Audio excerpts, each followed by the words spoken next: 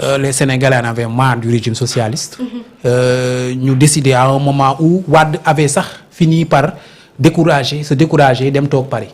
ñu indi ko en 2000 la jeunesse porté ko. au pouvoir am ci moom espoir aussi. tey jii Macky Sall bi muy ñëw en 2012 c'est parce que les gens étaient déçus à peu près de Wade qui voulait nous imposer son fils. Karim Wade. donc Macky Sall les Sénégalais l'ont choisi tout simplement parce qu'il était là. au moment opportun boo xamante ni il y avait pas d'entente entre Niass et Tanor pour kan mooy nekk ci kanam Benno Siggil Sénégal bi ñu taxawaloon. Macky Sall s'est détaché il a bien joué le coup bi askan bi xamee ne ñii kat xamuñu fan lañ jëm. ñu dem tàbbi ci Macky Sall. pour man suñu deuxième alternance moo nekk nii en 2024. et deuxième alternance boobu ni mu ñëwee pour man bokkul ak yeneen alternance yi. c'est venu après que près de 80 jeunes ñàkk ci seen bakkan. ñoo xamante ni jeunes yi. ñoom ñoo génn jël seen bakkan teg ko ci kaw tali bi. ni Macky Sall doo faagaagal ki nga xamante ni mooy suñu njiit Ousmane Sonko. waaw donc noonu la Pastef ñëwee au pouvoir et c'est pas ordinaire. donc tey jii suñu ñëwee toog y a de cela 3 ans wala 2 ans wala 1 an. mu am yu metti yu fi xew. te mu am ci ñoo xamante ni ils étaient responsables. mën nañ leen tuddee ñoo xamante ni responsable parce que dañoo juux ci xeex bi ba nu mu tuddati ñaaw ci. génn yëkkat ci ay kàddu ci réseaux sociaux yi moo xam ci médias yi. ba mu jur ay métitu xol ci ñi nga xamante ni ñoo àndoon ak Ousmane Sonko. tey jii bu président ñëwee ñu proposé ko tur boo xamante ni par exemple kenn ci ñooñu bokkoon na ci ñi doon xeex seen projet bi li ñu tuddee seen projet bi. ak seen leader di ko wax ay wax yu ñaaw. président peut-être xamul ñëpp comme ni ko premier ministre bi waxee. Ousmane Sonko. xamul ñan ñoo nekkoon ci réseaux sociaux yi di saaga et tout. président daal di jël décret daal di fal ñooñu. donc c'est normal que ñii nga xamante ni tey jii ñoo jëloon seen bakkan teg ko ci kaw tali bi di xeex. ñu am frustration. ba pare wax ko comme ni mu xew woon ci le cas Samba Ndiaye. mu am frustration. ba pare ñu am frustration ba pare wax ko mais dafa am leneen lu xew loo xamante ni tey jii. quand même mënoo koo jël teg ko de côté booy analyser contexte muy les réseaux sociaux. en 2000 quand Wade arrivé au pouvoir. il n'avait pas les réseaux sociaux. bu jëloon décision ñi nga xamante ni PDS peut-être am nañu leen naqari ci décision Wade bi amuñu woon ay médias à l'époque yoo xamante ni mën nañ accessible. ay médias yu accessible leen permettre tey ñu wax président bi dégg ko amuñu ko woon en 2000. tey jii jeunes yi am nañ ko. tey jii bu Bassirou Diomaye Faye jëlee benn décision wala Ousmane Sonko def dara. ñoom am nañ droit jël seen téléphone rek. bind ci Facebook. ils sont suivis par des milliers de personnes. bu yëf yi virale day jox beneen tonalité contestation bi. looloo waral tey jii nga gis su contestation amee virtuelle. nga gis autorités yi réagir. parce qu'aujourd'hui Pastef bi muy commencé lan lañ doon wax c'est un parti des réseaux sociaux. loolu lañ ko xeebee woon loolu lañ ko doon xase. c'est un parti des réseaux sociaux duñ dem fenn. waaw. à la limite on a constaté que les réseaux sociaux yooyu ñoo porté Pastef au pouvoir en fait. parce qu'il y a des millions de Sénégalais connectés aujourd'hui yoo xamante ni ñu ngi ci Facebook ñu ngi ci X ñu ngi ci TikTok. ñu ngi ci bi ñu jëlee xeex bi def ko seen xeexu bopp. gis nañ impact bu mën a am ba mujj gi Macky Sall supporté tout woon sax ces réseaux sociaux là. bu dara amee rek ñu dagg internet. ñu dagg internet. bu fekkee Pastef. nu mu tuddati parti réseaux sociaux la woon kon jaru woon ñu ci yegg ci extrémité yooyu ñu couper internet. empêcher les jeunes de s'exprimer sur ces réseaux là justement. donc Pastef tey jii mënul nu mu tuddati tey jii ignorer. nu mu tuddati ces réseaux sociaux là. parce que dooleem foofu la nekk. pour man force am foofu la nekk faiblesse am foofu la nekk. force bi mooy. ñi nga xamante ni tey jii capacité de mobilisation Pastef am. réseaux sociaux yi moo ci ëpp doole. tey jii bu ñu bëggee jàllale par exemple benn slogan. dañ koy def hashtag rek sànni ko ci réseaux sociaux yi seen ñëpp reprendre ko. buñ ko ñëpp reprendre nag mu yegg ci askan bi ñëpp commencé wax. Jomaay mooy Sonko Sonko mooy Jomaay Jomaay mooy Sonko Sonko mooy Jomaay ba ñëpp ba mu wër àdduna loolu ci réseaux sociaux yi day jaar. yaa ngi dégg. wala ñu ne projet wala ñu ne projet bi référentiel 2050 ñu jël ko dugal ko ci réseaux sociaux yi mu wér. te mooy seen faiblesse dans la mesure où Pastef tey jii quand même dafa am influenceurs yu bëri yoo xamante ni dañoo nekk ci internet bi. di mbuboo Pastef di mbuboo seen projet alors que peut-être li ñuy def man du avantage Pastef liggéey lu ñu Pastef am na ci ñu bari ñoo xamante ni soulever nañ fi ay polémiques yu am doole. par exemple la fois bi ñuy yëkkati polémique bi nga xamante ni moo jëmoon ci xaalis bi ñu séddale yenn victimes yi tu vois boobu gouvernement bi pour man erreur bi mu def mooy manquer di communiquer sur ça.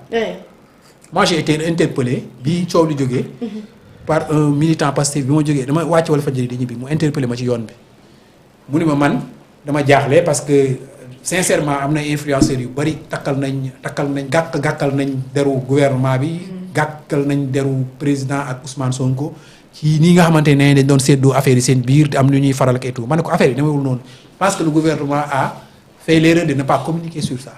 Il y a des jeunes yoo xamante ni dañoo am ay gaañu yu metti ñiy jëlee ci ay traumatisme yu metti te mënuñu xaar quand même fonds yi nga xamante ni tey jii prévoir nañ ko pour jël leen en charge débloquer guñ ko ñuy xaar yooyu fonds moo tax ñu jël en urgence fonds yi pour jël en charge ces cas urgents là.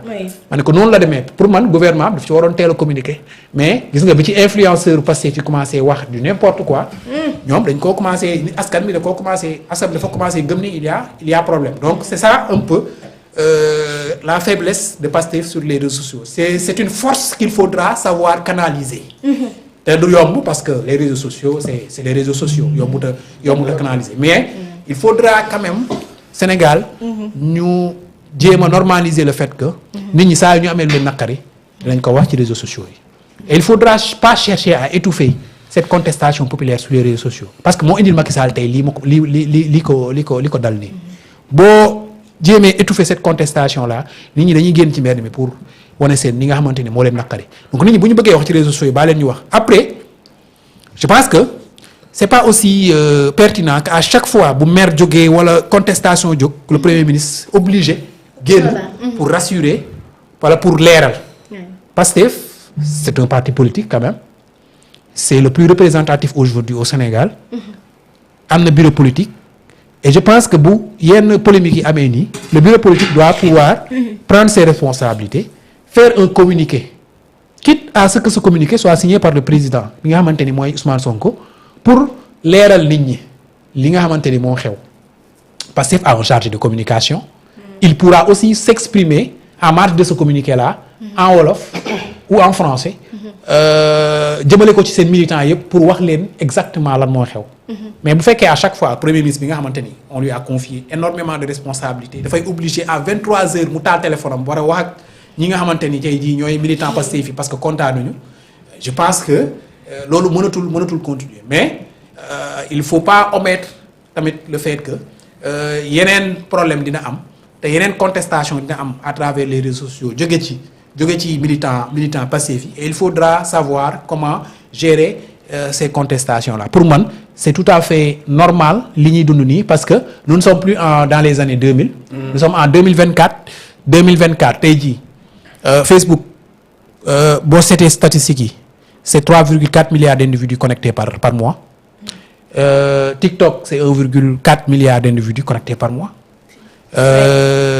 Instagram boo demee c'est entre 2 milliards WhatsApp 2,5 milliards est-ce que tey jii mën nga ignorer tey jii ñi nga xamante ni mooy population bi nekk sur ces réseaux sociaux là nga ne da nga leen di génne ci li nga xamante ni yow moom ngay def loolu mënatul nekk donc il faudra les prendre en compte à chaque fois ci lan lépp li ngay def il faudra prendre en compte ces réseaux sociaux là ak ñi nga xamante ni ñoo ci nekk parce que ñi ci nekk duñu ay mala duñu ay jinne duñu ay malaak c'est-à-dire c'est des citoyens sénégalais yi nga xamante ni ñoom ngay rencontrer chaque jour ci mbedd bi ñoom ñoo nekk sur les réseaux sociaux aujourd'hui te c'est le moyen le plus facile d'accéder à ces citoyens là et à l'information donc tey jii je trouve très normal que bu yu mel nii amee contestation bi jóge ci réseaux sociaux yi ba ñëpp wax ni peut-être état bi peut-être dafay wane faiblesse mais je ne pense pas que ce soit une faiblesse il faut juste analyser le contexte dans lequel Pastef est arrivé au pouvoir et le contexte dans lequel se trouve actuellement le monde waaw monde bi tey jii tu existes tu es dans le web tu existes tu n'es pas dans le web tu n'existes pas c'est ça la réalité aujourd'hui c'est ça la réalité hein. Et même les données ont changé hein. Les données ont largement changé. Abdoulaye loolu en 2000. mu ne àdduna bi léegi être analphabète ce n'est pas savoir lire et écrire. Être analphabète ce ne peut pas c'est celui qui ne sait pas utiliser les outils du numérique. Mais et quand Wade disait ça, c'était dans les années 2000. Aujourd'hui, tu es dans le web, tu existes. Tu n'es pas dans le web, tu n'existes pas. C'est aussi simple que ça, en fait. Moo tax tey jii bu fekkee da nga jël benn politologue bu mel ni Babacar Justin Ndiaye bëgg koo analyser loolu xew tey jii en 2024. dëgg yàlla mën na ci indi gis-gis boo xamante ni tey jii dina waroo ak réalité bi parce que peut-être que son époque nii yëf yi doon demee ak ni état doon nu mu tuddati tëjoo ci boppam tey jii état mënatul loolu tey jii état par exemple tey jii li xew France président Macron ces déclarations là yi mu def te mu indi polémique à travers les médias sociaux à travers les médias classiques et cetera li muy wone pour man ci benn fànn mooy nekkatuñu époque boo xamante ni France ils ont le monopole des mass médias par exemple li xew Côte d'Ivoire en 2011 te ñu def ko Gbagbo nga xamante ne à l'époque les réseaux sociaux n'étaient pas aussi développés. jàllale woon nañ communication bi de telle sorte que. opinion publique bi ñu ci bëri dañoo yaakaar ne Gbagbo moo amoon tort. c'est Gbagbo qui était dans le tort à l'époque parce que seen médias yi loolu lañ leen waxoon élément de langage pour ñu communiquer alors que bi àdduna doxee ba jëf yi feeñ xam nañ ni Gbagbo moo gagné élection bi ñoom ils ont voulu imposer ki nga xamante ni mooy Alassane Ouattara teg ko biir Côte d'Ivoire quitte à créer une guerre civile des milliers d'Ivoiriens daal di ciy dee. dans le monde actuel loolu mënatul possible. ce n'est plus possible et c'est grâce aux réseaux sociaux.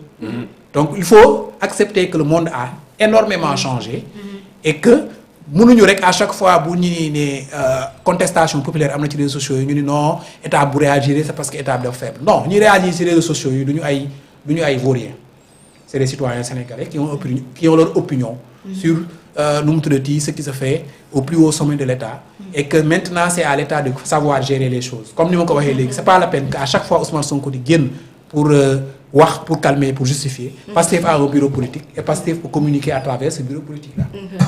Nous avons reçu tellement de commentaires, de messages que yi tey moom dafa bëri macha allah mais dinañ ci xool quelque rek balaa ñuy poursuivre li di waxtaan bi c'est vrai que mariage mami mi ngi ñëw bu baax ci félicitations yi dinañ ci ñëw ñii dinañ ko féliciter bu baax parce que xam nga ay góoru mami rek a fi nekk nag wax dëgg yàlla ayobu mi ca mariage ba la waroon dem mais man maa su paree fii fa lay jógee man maa tax mu ñëw fii 18h Cheikh Omar mi avant mu fi yegg si fa la dem donc rassurez-vous yàlla nga stop